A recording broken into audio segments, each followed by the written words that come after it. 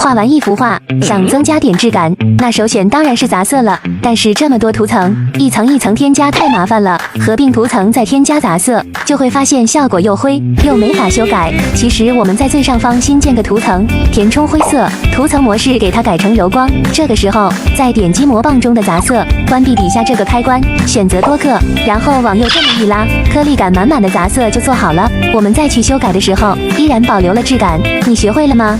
这些适合零基础的控笔素材都放在这儿了，还有后续各阶段的练习素材，一步步练完，进步会很快哦。